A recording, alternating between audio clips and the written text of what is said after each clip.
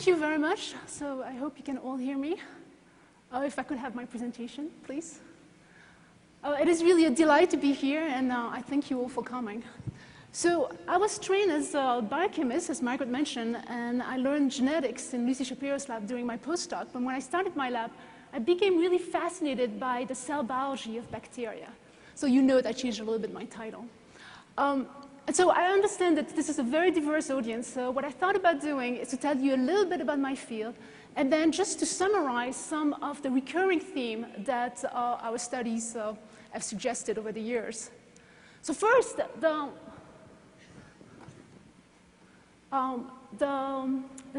bacterial cell biology field started a very long time ago, back in the 1700th century, when bacteria and other microbes were visualized for the first time using a rudimentary microscope.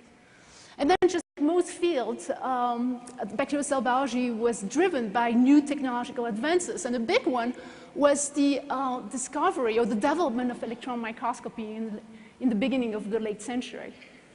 And this development, together with thin sectioning, revealed that bacterial cells are very different from eukaryotic cells. So they don't have nucleus, they don't have ER, Golgi, or mitochondria, they don't have membrane-enclosed organelles. Instead, they are just made of a cytoplasmic membrane that is surrounded to a cell wall, and then inside is a cytoplasm where there is everything. Furthermore, there is another big difference between bacterial cells and eukaryotic cells, and that is size. Relative to these animal cells, this is how my favorite organism called the Bacterochrysanthus looks like. I mean, I'm sure in the back of the room you don't see. This is just a dot comparatively to the animal cells. And this has big implication to be small, because it means that passive diffusion is an effective mean for molecular transport, that is for cytoplasmic mixing. So in other words, most molecules can sample the entire cytoplasmic space in very little amount of time, unlike in eukaryotic cells. And so this led to the assumption for the very long time that bacterial cells were just tiny little bags full of molecules floating around with no spatial organization. And this is how bacteria was studied for the longest time. And to that point, bacterial cell biology was pretty much dead. And cell biology, or the field of cell biology, became synonymous to eukaryotic cell biology, a field that has been thriving for decades. However, there were some research topics for which bacteriologists were not making great progress, not for the lack of trying. For example, bacterial multiplication. I mean, we want to understand bacterial multiplication because, of course, we want to control it. But what underlies the remarkable ability of microbes, of bacteria, to multiply is the fact that they have robust cell cycle mechanisms that ensure that each division is going to be successful. And so we really didn't understand how bacterial cells divide, how they segregate the chromosome, or how they regulate and coordinate those events, because obviously they have to happen in a specific order. And in fact, sadly, we knew a lot less, and we still know a lot less about the cell cycle of any bacterium comparatively to the eukaryotic cell cycle. Another big question for which we were making little progress in trying to understand it is, how do bacterial cells achieve their shape and size? We've known from the 19th century that bacteria can come in very different shape and sizes, and this is very important because this is going to affect the surface to volume ratio, and therefore this affects the metabolism, this affects the motility and the predation, so it affects bacterial life. But again, we understand more about how eukaryotic cells control their size and shape than we understand how bacteria do that. So and then there is those four quite dashing individuals that came to the rescue. And they provided the first clues that perhaps the cell biology of bacteria is, after all, not so boring. And then, thanks to the advance of fluorescence microscopy, the field has been flourishing, has been really booming. We now know that bacteria have cellular organization, at least at the molecular level, that is far more sophisticated than we had anticipated. I mean, for one, they have cytoskeletal elements. And they have all the type of protein filaments that are involved in a variety of cellular function. In addition, many cellular components, I'm going to show you an example for proteins, that localize to specific location inside the cells. And this is important for cellular function, and therefore this is important for bacterial physiology and behavior. In addition, the chromosome is not simply randomly distributed inside the cytoplasm, but it is spatially organized and with a specific three-dimensional structure, and is oriented inside the cells. And this is important for chromosome dynamics and chromosome segregation. And so it is readily apparent now that cell morphogenesis, the cell cycle, bacterial development, and many other bacterial processes, including an aspect of pathogenesis, protein transport, motility, and chemotaxis, are governed by spatial mechanisms. So if we want to understand these processes, we also have to use cell biological approaches in addition to the conventional approaches. And so I'll start with the cytoskeleton. So we now know that bacteria have tubulin and actin homologs, and probably the most famous one is FTZ for the tubulin homolog, which is important for forming the cytokinetic ring that divides the cells.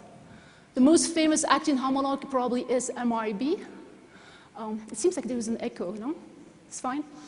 And MRB is important for determining the rod shape of most rod-shaped bacteria. And as Margaret mentioned, we were fortunate to discover that bacteria can also have the third type of cytoskeletal system, namely intermediate filaments. Now, intermediate filaments were not only thought to be eukaryotic invention, they were thought to be animal inventions.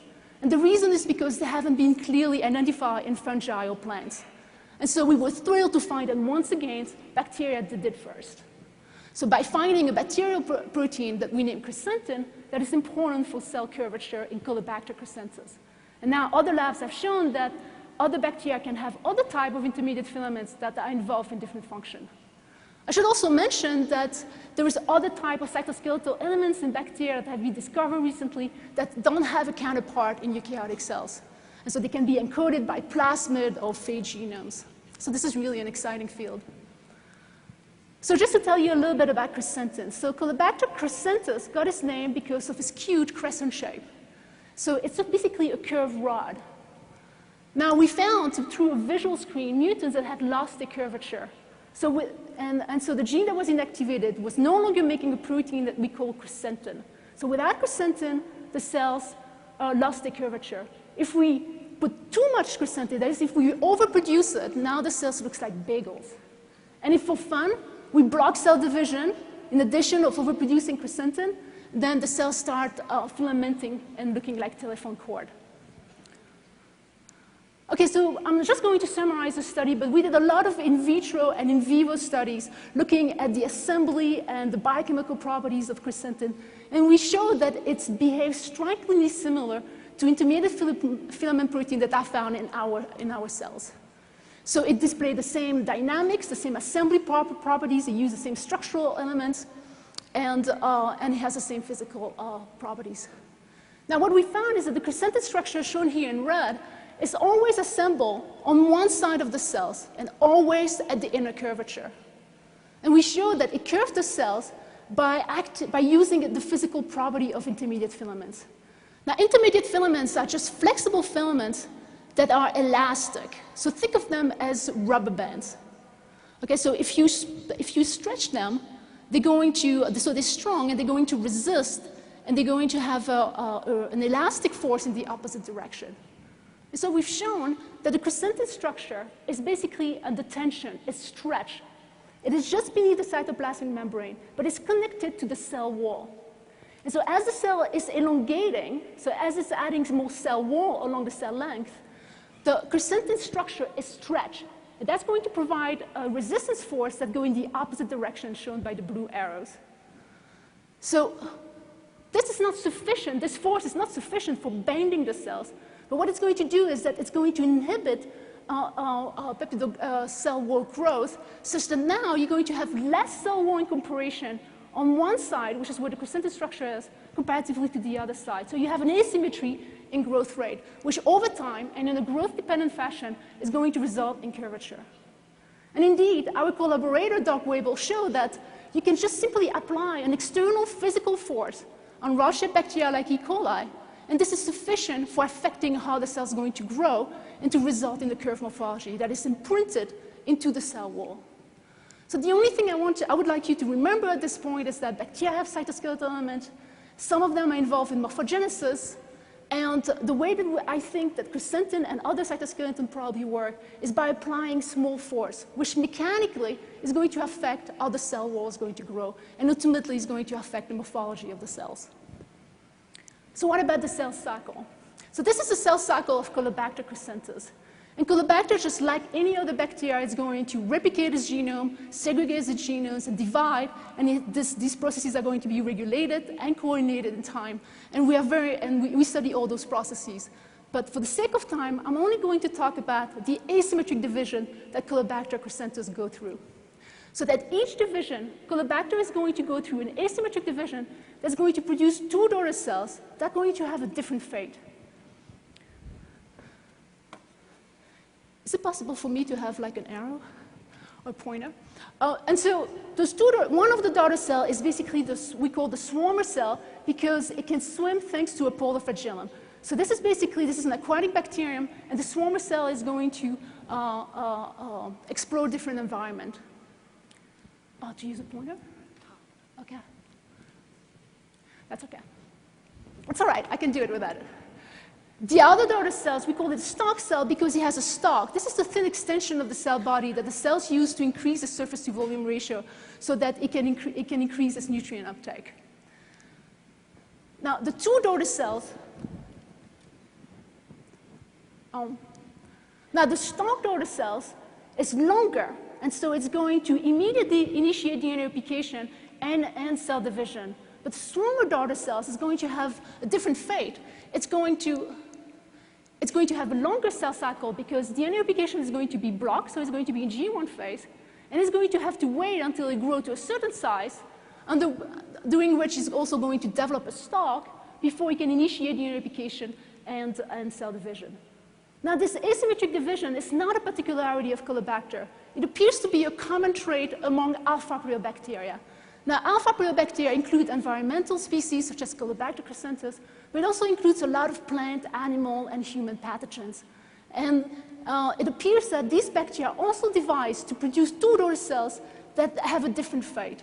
But they don't necessarily have those polar organelles such as flagellum and stalk, but they divide to give rise to two daughter cells that have a different size, with one of them having a longer cell cycle. Now, the components of the cell cycle network that has been discovered in Colobacter have been shown to be conserved and important in also some other alpha-Priobacteria. Okay, so a very important question in the cell cycle field is how do cells achieve temporal coordination between cell cycle events? And so I'm going to illustrate that by telling you how Colobacter activate the swarmer cell fate program in response to cell division, right? Because the swarmer cell fate program or the cell fate program of the daughter cells cannot be activated until after cell division has been completed. It shouldn't happen before or after. And we found, just like other temporal coordination mechanisms, that it involves protein localization. So the question is, how does the cells know that cell division has been completed in order to activate a gene expression program? Okay, the way it works is that it uses this protein that is called DivK. So this is the red protein. And I hope that in the back you can see that in this movie that it changes localization pattern during cell cycle. So what you just need to know is that at the pre-divisional stage, before cell division, DivK accumulates at the end of the cells that we call the cell poles. And then when cell division is complete, in the swarmer daughter cell, which is the top, DivK is going to delocalize. So it's going to have a diffuse distribution, whereas it's going to remain localized at the pole of the stalk daughter cells. And this is going to activate the swarmer cell fate program specifically in that cell, specifically after cell division has been completed. So how does it work? Well, DivK is a response regulator. It's a signaling protein. And to be active, it has to be phosphorylated. And when it's phosphorylated, it's going to repress the transcriptional regulator, which is going, and therefore the swarmer cell fate program is going to be inhibited. It's going to be repressed. But if DivK is dephosphorylated, so if it's unphosphorylated, then this transcriptional regulator is going to be activated. And this is going to result in two things. One, many genes are going to be activated. Second, DNA replication is going to be inhibited because this transcriptional regulator specifically binds to the origin of replication. Okay, so if you have DivK unphosphorylated, you activate the swarmer fate program. If it's phosphorylated, you repress it. So the phosphorylation of DivK dictates the activation or the repression of the swarmer cell fate program. Now, there are two proteins that regulate the phosphorylation of DivK. One is a kinase, the other one is a phosphatase. So it's two enzymes that have opposing activities. And these two proteins, the phosphatase and the kinase, are localized at opposite ends of the cell, so at the opposite poles. And this is going to be sufficient, this dynamics, to tell the cells when the cytokinesis is going to be completed in order to activate the swarmer cell program, swarmer's fates program. So here's how it works. So my postdoctoral method, we discovered this mechanism says that what the phosphatase on the top and the kinase at the bottom do is that they're playing a ping-pong game using diff-K as a ball. So the kinase is at the bottom, and it's going to phosphorylate the red balls as diff-K. And when it's phosphorylated, of course, it's going to diffuse in the cytoplasm, and then it's going to meet the phosphatase at the opposite end. The phosphatase is going to dephosphorylate diff-K, which is going to be released in the cytoplasm and then diffuse, and then meet the kinase at the opposite end. And so you have this exchange between the two ends, where the kinase activity at one end is going to compensate for the phosphatase activity at the other end. And the kinase is winning. So overall, you have mostly diff-K phosphorylated, and therefore, the swarmer cell fate program is repressed. And this is going to go on as long as there is a cytoplasm. Oh, I'm sorry. This is going to go on until basically as long as there is a cytoplasmic communication between the two ends of the cells, between the phosphatase and the kinase. So, but then when kinesis occurs,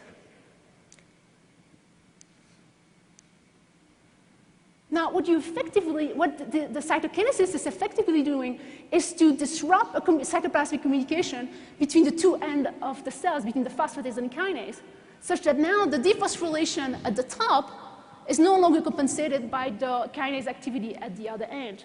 And you effectively obtain dephosphorylation of diff-K on one side of the cells, and in response to cytokinesis, and activate the swarmer cell fate program. And the first manifestation of it is activation of flagellar rotation, so that just the cells can go away. And so we think that so why this is important is because the genetically identical cells that are put under the same environment can divide at very different time. So we show here that some cells can divide after 80 minutes, whereas other cells can divide after 120 minutes.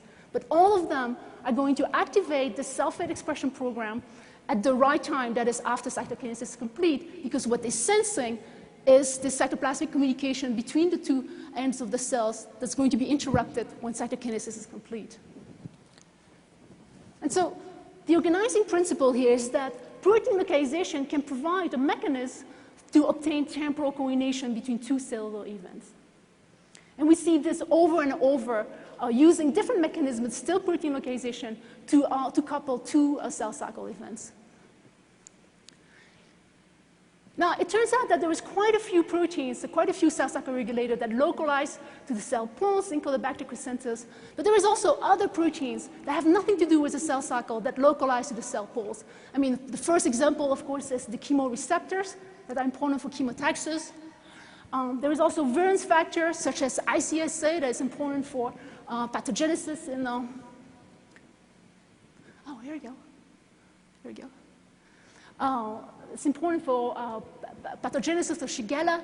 There is also proteins that are important for biofilm formation that localizes the cell poles, and so on and so on. And so an important question in the field is how do these proteins know where the poles is? And it turns out that there are multiple mechanisms, and I'm only going to tell you about those that we've been involved in identifying. The first one is it involves this protein TIP-N that we identified together with Patrick Vollier. And TIP-N, we've shown it always localized. It got the name TIP-N because it's always at the tip of the new pole. The new pole is the pole that was made by the last division. And TIP-N is at the new pole, and it's going to tell the cells this is where the flagellum should assemble, and it's also important for directing chromosome segregation. It recognizes the new pole simply by tracking where the last division occurs. So it's localized in the new pole, and when the cells divide, it's going to delocalize from the new pole, localize at the cell division, apparently through an interaction with a component of the cell division machinery, such that it's going to be inherited now by at the new pole of the other cells. So TPN simply localizes a new pole by tracking where the last division occurs. Then we also discovered that there is protein that serves as hubs to recruit other proteins. And an example is PubZ, which was also identified by the Shapiro lab independently. And so we discovered that PubZ, its name stands for protein organizing protein. It's a multimeric protein, so in vitro and in vivo, it's going to self-assemble into a three-dimensional mesh. So it's a multimeric protein. And this mesh is going to be required for the localization of multiple protein in Caulobacter. And so it's going to recruit cell cycle regulator to the poles, and it's also going to anchor the chromosome at the poles simply through an interaction with this blue protein, PARB, which itself binds to a specific sequence on the DNA close to the origin replication. This is going to be important for temporal coordination. And so in a paper that will come out next month, we've shown that PubZ itself recognizes cell poles through its multimerization. So it required its ability to multimerize to localize to the cell poles. And we've shown that what dictates its polarization at the right pole at the right time is through the interaction with a component of the chromosome segregation machinery. And so what I really like about this is that now you have a cell cycle process, cell division for TPN, or chromosome segregation for PubZ, that drive protein localization. And this is kind of neat, I think, because I just told you before that protein localization can provide a mechanism to couple to cell cycle events, but a cell cycle event can provide a mechanism to localize protein. So you go full circle, which you need to do for a cell cycle. And so to support our studies with quantitative measurements, we developed software for image analysis. And so together with Thierry and Monet, we developed this software that we call Microbe Tracker. And I hope in the back you can see. What it does is that it's going to identify the outline of cells and segment them. And it's going to give us a lot of quantitative information. And it does that at a sub-pixel resolution and in an automated fashion. So it's going to, from this, we're going to have information about cell width, cell area, cell length, but also we're going to be able to get information from the fluorescence profile. So from time-lapse experiments, what it can do is that the software is also going to track where the last division, where the division occurs, so that it's going to be able to orient the cells, which one is the new pole, which one is the old pole. It's going to also track the descendant and the ancestor. And so this software package is freely available on the website that we maintain, microtracker.org. And we made it with a user-friendly GUI so that even biologists with no computational training can use it and obtain quantitative information from the images. And this is just to show you an example of profile you can automatically get from this software. On the right, on the fluorescence image is looking at a cell division protein. And so with this software, we can also identify a spot, fluorescently labeled spot. In this case, it's looking at the DNA locus, at the origin of replication. And what you're seeing here is that it's replicating and segregating. And uses the software, we can quantify this mobility.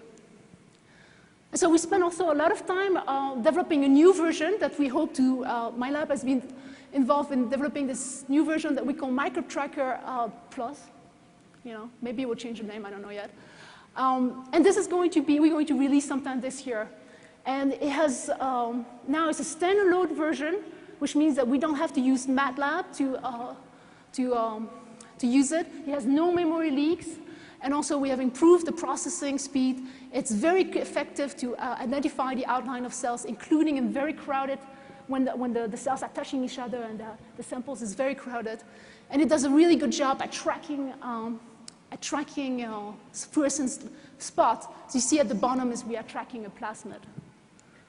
It also does a great job identifying spots, such as in this case, we're looking at the localization of a small non-coding RNA. And even if the spots are weak and touching each other, we can get nice quantitative information about the localization of those small RNA. So we also have developed cell biological approaches to try to do in vivo biochemistry in living cells. And so in this particular study, what we did is that we fluorescently label ribosome, the 50S ribosomal subunit. And using fluorescence recovery after photobleaching, or FRAP, what you can do is that we can, let's see if I can show it. Oh, here we go. We can photo bleach a specific region of the cells, and then we can watch the recovery of that fluorescence. We can process the data and analyze them, and since ribosomes, when they are free-floating, they move a lot faster than when they are engaged in translation, when they are bound to the mRNA. Through computational modeling, we can distinguish the two forms. In doing this, we were able to extract a lot of quantitative information about the translation cycle in bacteria. So for example, we could determine the fraction of bound ribosome engaged in translation, and we found that there are about 70% of them that are engaged in translation. This is consistent with what has been determined by conventional method. We can obtain the diffusion coefficient of free ribosomal subunits and also of those that are bound. But also we can get kinetic rates, so we can get the binding rate constant for the 50S subunits when it binds to the mRNA during translation initiation. And we can also get the binding rate constant of the ribosome when they are released after following translation termination. And from this, we can calculate how much a ribosome spent, how much time does it spend searching for the next RNA before it starts the next translation round, and it takes about 24 seconds. We can also calculate the average time that it takes to translate an mRNA, and that's about 60 seconds. And so we can do biochemistry in living cells. And so I think that the field has a very exciting future. First of all, because I think that we're only scratching the surface of the cell biology of bacteria, and it is clear that there are many bacterial processes beyond cell morphogenesis, development, and the cell cycle that are under spatial regulation. And as Margaret mentioned, there is evidence that mRNA can localize. It was shown in my lab, but also in Orna Amster-Shorter's. And from Sam Miller's lab, it has been shown that even metabolites, such as cyclin DGMP, can in some bacteria display an asymmetric distribution. Sorry. And so also advances in microscopy techniques is really revolutionizing the field, in particular super resolution fluorescence microscopy, which is really terrific because bacterial cells are really small, and this is really enhancing the spatial resolution. Exciting development in the field of electron microscopy, for instance, with cryo-electron tomography that is allowing us to visualize inside bacterial cells in the near-native states by using the power of electron microscopy.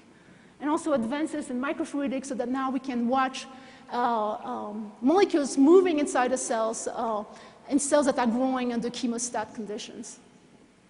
And so as I mentioned, this is also accompanied with advances in image analysis so that we can get quantitative measurements from our data. And also we can use cell biological approaches, not just to study processes that are under spatial constraints, but virtually any biological processes. And I'll show you an example about how we can learn about the translation cycle using FRAP microscopy combined with modeling and image analysis. But there's also very exciting data coming from the lab of Sunny Shi, Johan Elf, Shi Xiao, and others that are using single molecule tracking, again, to extract kinetic information about specific biochemical processes. And they do this in living cells. So for example, they're looking at transcriptional regulation, how transcriptional regulators regulate gene expression. So with this, I just would like to thank the terrific people that I was able to recruit in my lab currently and in the past. I also would like to thank my collaborator, Thierry Monet, Mike Gerstein, Valdemar Fulmer, and Doug Webel, and of course the funding, and you for your attention. Thank you very much.